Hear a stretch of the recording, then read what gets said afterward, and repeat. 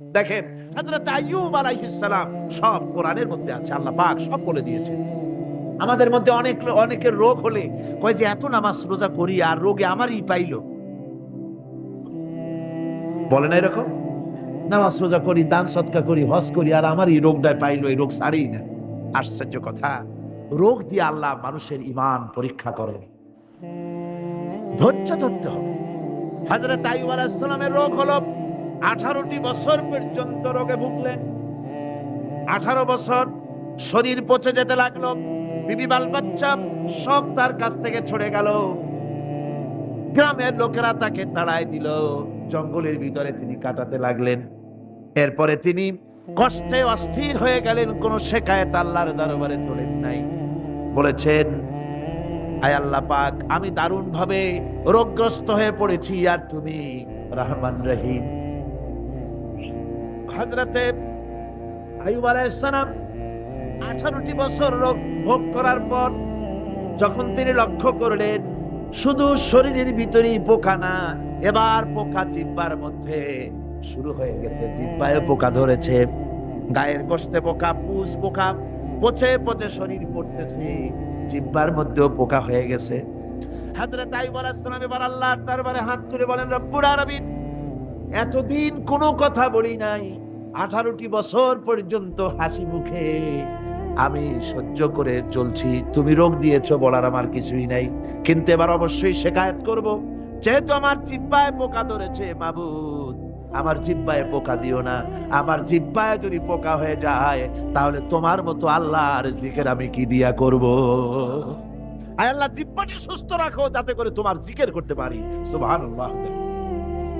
আমার আল্লাহ রাব্বুল আলামিন পরিষ্কার করে কোরআনে কারীমের মধ্যে বলে দিলেন, আমি আইয়ুব আলাইহিস সালামের আইয়ুবের রোগ মুক্ত করে দিলাম এবং তার হারানো সব সম্পদ আমি তাকে দান করে দিলাম। মুমিন বান্দা যারা, তারা রোগে শোকে এভাবে কাতর হবে না, নিরাশ করবে। আল্লাহ রাব্বুল আলামিন আমাকে পরীক্ষা করছেন, এরপরে নিয়ামত আসবে, হতাশা তাকে পেয়ে বসবে না। দেখেন ইউসুফ আলাইহিস সালাম, তাকে কুয়ার মধ্যে ফেলে দিল, কারা? ভাইরা কুয়ার মধ্যে ফেলে দিল। কুয়ার মধ্যে ফালানো হয়েছে, ভাইরা মনে করলো এটা মরণ কুয়া, এটা মৃত্যু কূপ, এখানে ইউসুফ আলাইহিস সালাম শেষ হয়ে যাবে। কিন্তু ওই 11 ভাইরা জানতো না এটা মৃত্যু কুয়া নয়, এটা হচ্ছে একদিকে কুয়ার মুখ আর একদিকে মিশরের সিংহাসন। এটা কেনানের কুয়ার মধ্য থেকে ইউসুফ আলাইহিস সালাম ঢুকলেন, এটা একটা টানেল, সুড়ঙ্গ পথ। কুয়ার এক মাথা দিয়া ঢুকলেন আর এক মাথা দিয়া মিশরের সিংহাসন দখল করলেন। সুবহানাল্লাহ। আল্লাহ কোথা থেকে কোথায় নিয়ে গেলেন। হযরতে ইয়াকুব আলাইহিস সালাম সন্তানের শোকে অস্থির হয়ে গেলেন, সন্তানের শোকে অস্থির হয়ে গেলেন, কিন্তু তিনি নিরাশ হন নাই, হতাশ হন নাই। তিনি বলেছেন, ফাসাবরুন জামিল আসাল্লাহু আইয়াতিয়ানি বিহিম জামিআন ইন্নাহু হুয়াল আলিমুল হাকীম। ফাসাবরুন জামিল, আমি উত্তম ধৈর্য ধারণ করব এবং আমি আশা করি অতি শীঘ্র আল্লাহ রাব্বুল আলামিন আমার যা আমি হারিয়েছি আমাকে আল্লাহ পাক মিলাই দিবেন। সুবহানাল্লাহি বিহামদি। আর আল্লাহ পাক হযরত ইয়াকুব আলাইহিস সালামের কাছে হযরত ইউসুফকে মিলাই দিলেন। সুবহানাল্লাহি। সুতরাং মুমিন ব্যক্তি কখনো নিরাশ হবে না, হতাশা নিরাশায় তার মন ভেঙে দেবে না। দেখা যাচ্ছে ইসলামী আন্দোলন আর বুঝি রইল না, বুঝি শেষ হয়ে গেল। চতুর্দিক থেকে বন্য হায়নারা অস্ত্র নিয়ে, বিদেশি টাকা নিয়ে, সম্পদ নিয়ে চতুর্দিক থেকে হামলা শুরু করেছে, আর বাঁচার পথ নাই। ইসলামী আন্দোলন বুঝি শেষ না। মুমিন যারা, তারা হতাশায় ভোগে না। কি বলেন? হতাশায় ভোগে? মোটেই হতাশায় ভোগে না। তারা মনে করে নিশ্চয়ই এর ভেতরে রয়েছে কল্যাণ। এর মধ্যে কি রয়েছে? আমার বন্ধুগণ, মানুষ হতাশায় যেন না ভাঙে। গুনাহ করেছে, গুনাহ করার কারণে কোন মুমিন যেন হতাশায় ভেঙে না পড়ে, সেই জন্য আল্লাহ তাকে বলেছেন, লা তাকনাতু মির রাহমাতিল্লাহ। বান্দারে, আমার রহমত থেকে মায়ুস হইস না, নিরাশ হইস না। আমি রহমান, আমি রহিম। জোরে কোন সুবহানাল্লাহ।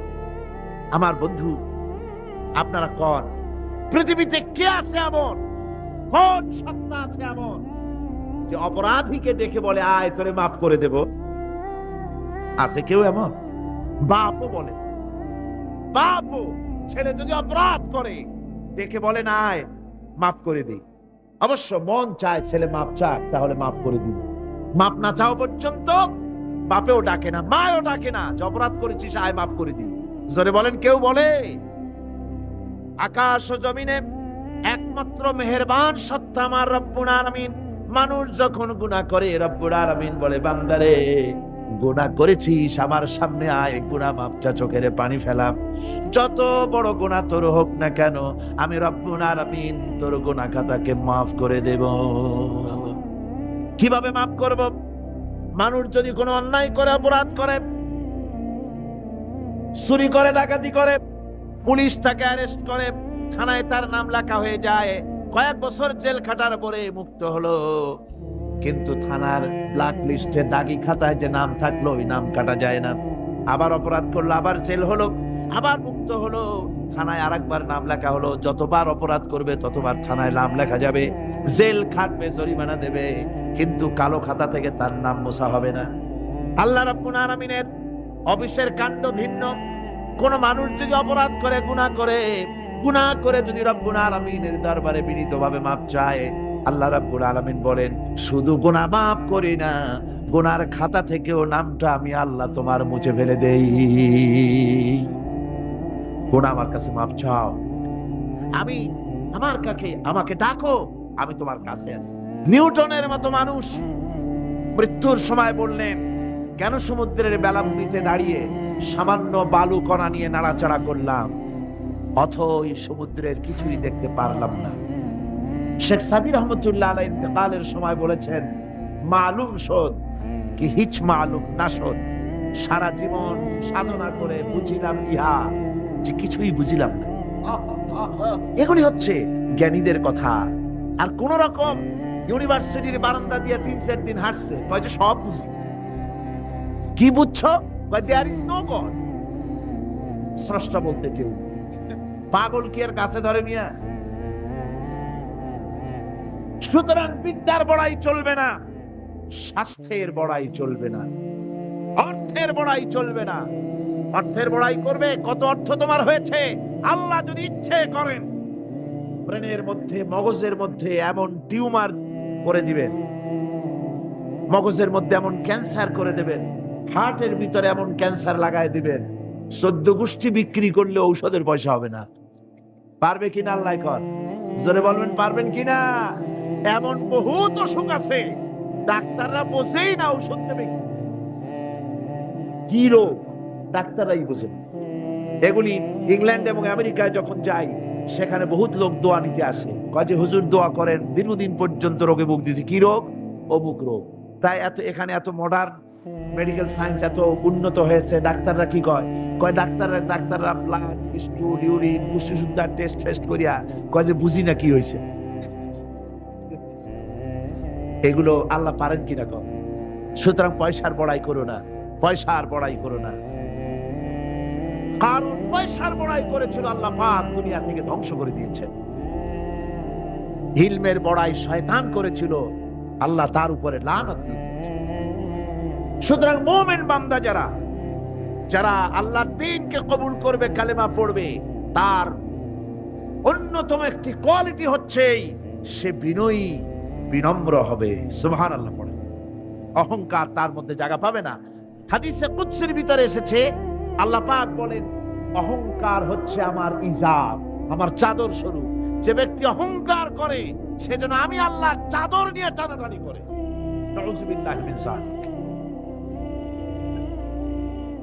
মুমিন ব্যক্তি কলেমা পড়ার পর, ঈমান আনার পরে যে কোয়ালিটি হওয়া উচিত, আল্লাহর পরে ঈমান আনলে পরে যে কোয়ালিটি হওয়া দরকার সেটা হচ্ছে তার মধ্যে বীরত্ব এবং নির্ভীকতা আসবে।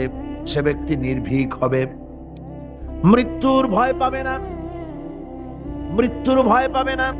তার কারণ হলো মুমিন ব্যক্তি ঈমান আনার পরে জানতে পেরেছে যে মৃত্যু থেকে পালাবার উপায় কোনো প্রাণীর নাই। আছে নাকি? মৃত্যু থেকে পালানো যাবে? মৃত্যু থেকে পালানো যাবে না। মোমেন এই জন্য ভয় পাবে না। এই জন্য মোমেন জীবনে একবার মরে। মোমেন সবসময় বীর পুরুষ হয়। মোমেন কি হয়? আর মুনাফেক হয় কি? কাপুরুষ। মোমেন মরে জীবনে একবার, আর মুনাফেক মরে জীবনে কয়েকবার। সাইকেলের টায়ার বাস্ট হলে চিতই পড়ে ভয়েস ওঠে, ট্রাকের টায়ার বাস্ট হলে তো হুঁশ থাকে না, আর কোথাও বোমা পড়লে এমনি তার রুহু উড়ে যায়। এই হলো দুর্বল ইমানের লক্ষণ, মুনাফিক। আর মুমিন ব্যক্তি এগুলি ভয় পায় না।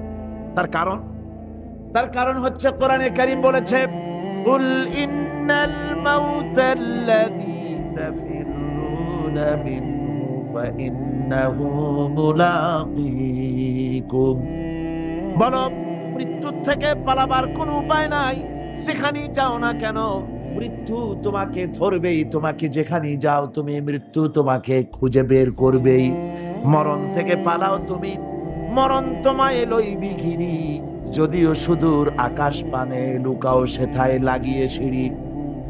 এ মহারোগের চিকিৎসক নাই সে ঔষধ জগতে। খুঁজিয়া কাতর হইলে কি হবে, পারিবে না তারে ফিরাতে। যেখানেই যাও পালাবার উপায় নাই, মৃত্যু তোমাকে ধরবেই। এই মৃত্যুর কাছ থেকে পালাবার পথ যখন নাই, তখন ক্ষণস্থায়ী জীবনের মায়া করে হকের রাস্তা থেকে বিরত থাকার কোন অর্থ হয় না।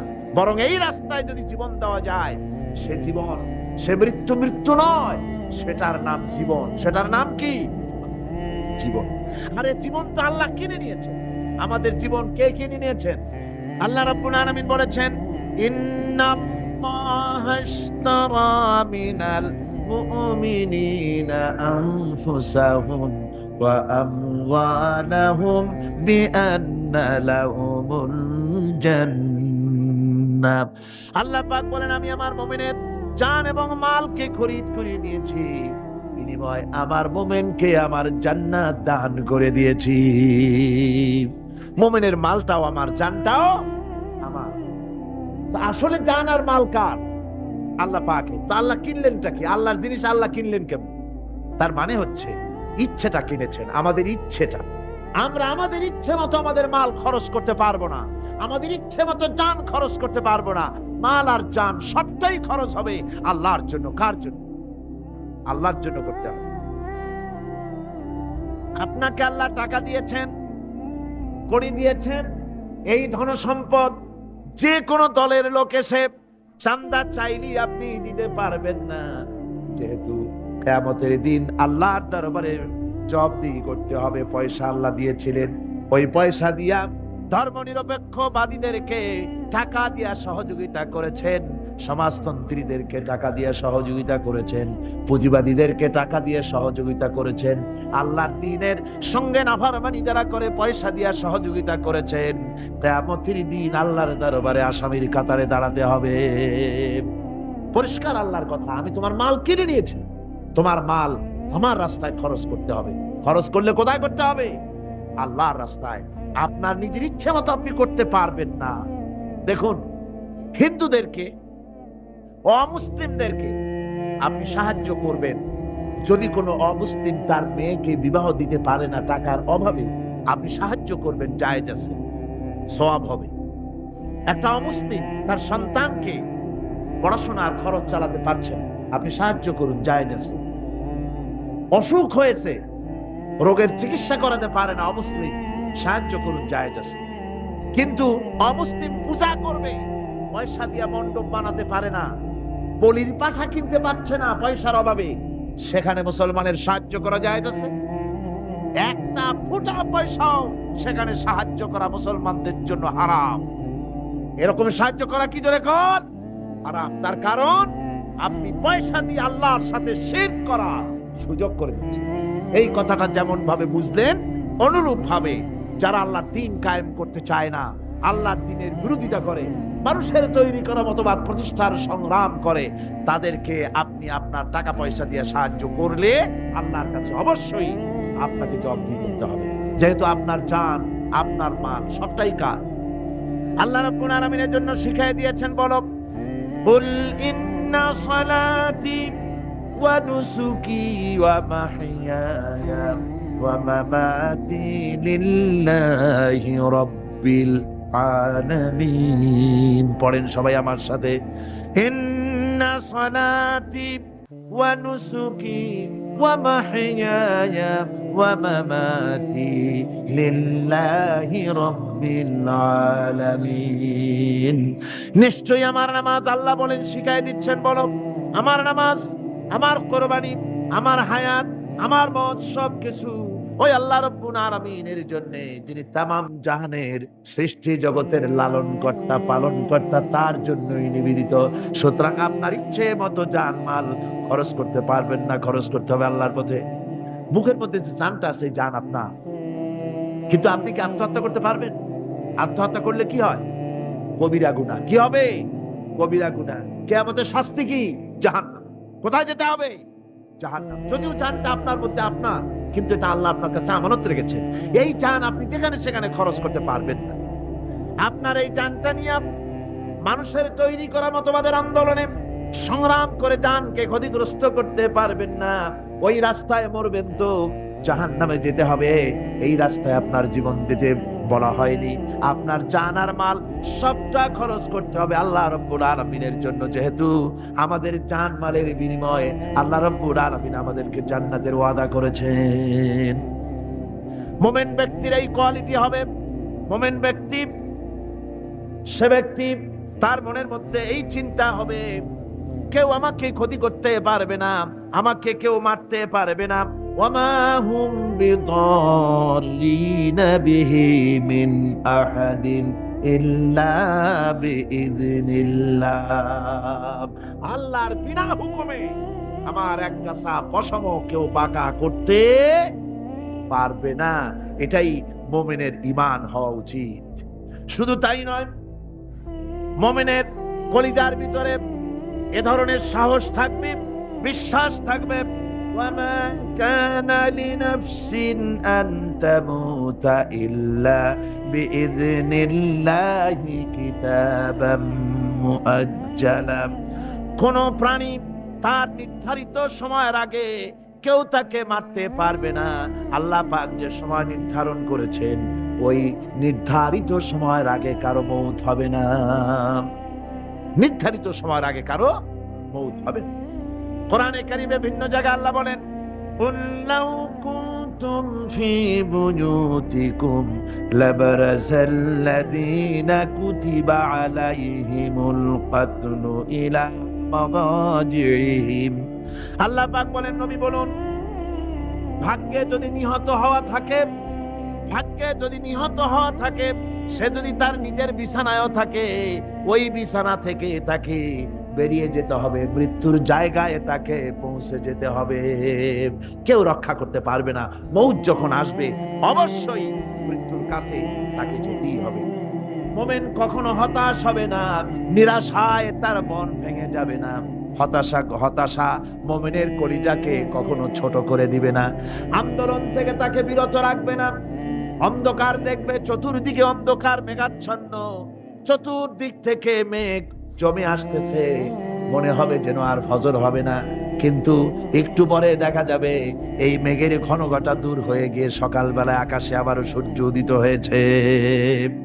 ঠিক না? সুতরাং মুমিনের হতাশ হওয়ার কোনো কারণ নাই। হতাশ হয় কারা? কোরআনে কারীমের মধ্যে বলা হয়েছে, ওয়ামান ইয়াকনাতু মির রাহমাতি রাব্বিহি ইল্লা দাল্লুন।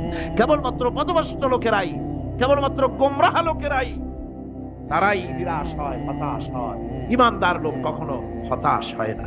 তার ঈমানে, তার আশায় বুক বেঁধে সাহসের সঞ্চার করে দেয়, কারণ সে তো জানে আল্লাযী খালাকানি ফাহুয়া ইয়াহদিন। আল্লাহ আমাকে সৃষ্টি করেছেন, আমার হেদায়েত তিনি দিয়েছেন, পথ তিনি দেখিয়েছেন। ওয়াল্লাযী হুয়া ইউতঈমুনি ওয়া ইয়াসকিন। আমি যখন ক্ষুধার্ত হই ওই আল্লাহই আমাকে খাওয়ান, আমি যখন তৃষ্ণার্ত হই তখন আল্লাহই আমাকে পান করান। ওয়া ইযা মারিদতু ফাহুয়া ইয়াশফিন। আর যখন আমি অসুস্থ হই ওই আল্লাহই আমাকে রোগমুক্ত করেন। সুবহানাল্লাহ। মুমিন হবে, মুমিনদের মধ্যে ঈমান আনার পর কিছু গুণ তার মধ্যে সৃষ্টি হতে হবে, কিন্তু কোয়ালিটি তার মধ্যে সৃষ্টি হতে হবে। সেই কোয়ালিটিগুলি কি তা একটি একটি করে আপনাদের সামনে আমরা পেশ করব ইনশাআল্লাহুল আজিজ। একটি মানুষ যখন মুমিন হয়, ঈমানদার হয়, তো মুমিন হওয়ার আগ পর্যন্ত সে হয় হীনমন্যতায় ভোগে, ইনফেরিয়রিটি কমপ্লেক্স, এহসাসে কমতরি, হীনমন্যতা। অর্থাৎ আল্লাহর প্রতি ঈমান আনার আগ পর্যন্ত সে আগুনের মধ্যে ক্ষমতা আছে, পানির মধ্যে ক্ষমতা আছে, বাতাসের মধ্যে ক্ষমতা আছে, সাপের মধ্যে ক্ষমতা আছে, এই সব চিন্তা করে এগুলি সামনে মাথা নত করে আর এদের কাছে সাহায্য প্রার্থনা করে।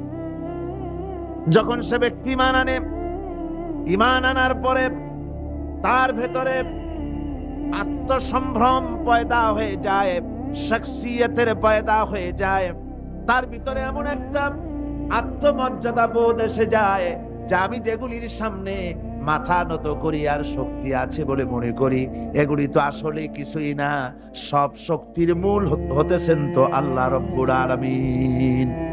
কোরআনে কারিমে রব্বুল আলামিন বলেছেন, ইন্নাল্লাযীনা তাদউনা মিন দুনিল্লাহি ইবাদুন আমসালুকুম। আল্লাহ পাক বলেন, আমাকে বাদ দিয়ে তোমরা যাদেরকে ডাকো, আমাকে বাদ দিয়ে যাদের আশ্রয় গ্রহণ করো, যাদের কাছে সাহায্য কামনা করো, ওরা তোমার মতো আমার আর একটি গোলাম। তুমি যেমন আমার গোলাম, ওরাও তেমন আমারই গোলাম। সুতরাং তুমি নিজে গোলাম হয়ে আর একটা গোলামের কাছে হাত পেতেছো, তোমার কোনো প্রয়োজন সে মিটাতে পারবে না, তোমার কোনো প্রয়োজন সে মিটাতে পারবে না। ওরা নিজের সাহায্য নিজেরা করতে পারে না। কোরআনে কারীম কি সুন্দর করে বুঝিয়েছে, হাতে তৈরি করে মূর্তি বানায়া তার সামনে তোমরা সাহায্য চাও, ওরা তোমার সাহায্য করবে কি? ওরা তো নিজের সাহায্য নিজেকে করতে পারে না। এই যে আমাদের দেশে কত মূর্তি তৈরি হয়, এক একটা 8টা 10টা করে হাত থাকে, এগুলির সামনে নানান রকমের নজর পেশ করা হয়। এগুলি যদি কুকুরে এসে খাওয়া আরম্ভ করে, আপনারা বলেন 10টা হাতের একটা হাত দিয়েও কি তাড়াই দিতে পারবে? পারবে। এমনকি ওদের নাকের ডগায় মাছি বসে যদি মুখের মধ্যে পায়খানা করে, তাও এতগুলি হাতের একটা আঙ্গুল দিয়া মাছিটাকে উড়াই দিতে পারবে না। এরা, আল্লাহ রাব্বুল আলামিন বলেন যে ওরা মাছির মতো একটি ক্ষুদ্র প্রাণী বানাতেও সক্ষম নয়, অথচ এদের কাছে সাহায্য কামনা করা হয়। একবার রাসূল পাক সাল্লাল্লাহু আলাইহি ওয়াসাল্লামের কাছে একজন মুশরিক এসেছেন, তার কাছে একটা ভাঙ্গা মূর্তি। হুজুর জিজ্ঞেস করলেন, তোমার মূর্তিটা ভাঙা কেন? লোকটি বলল যে এটি হচ্ছে আমার খোদা, একে আমি সব সময় সাথে রাখি, না জানি কোন সময় কোন বিপদে পড়ি, এই জন্য সাথে রাখি বিপদ থেকে বাঁচার জন্য। পথিমধ্যে আমার প্রকৃতির ডাক এলো, পেশাব পায়খানায় যাওয়ার প্রয়োজন হলো, তো মনে করলাম এমন জায়গায় এই খোদা নিয়ে যাওয়া উচিত না, খোদাকে রাস্তার উপরে রেখে তারপরে গেলাম কাম সারতে। কাম সেরে এসে দেখি যেইটার মাথা থেকে শুরু করে পা পর্যন্ত ভিজা। মনে করলাম খোদার শরীর ভিজা, না জানি নিশ্চয়ই কোনো পবিত্র বরকতপূর্ণ পানি হবে।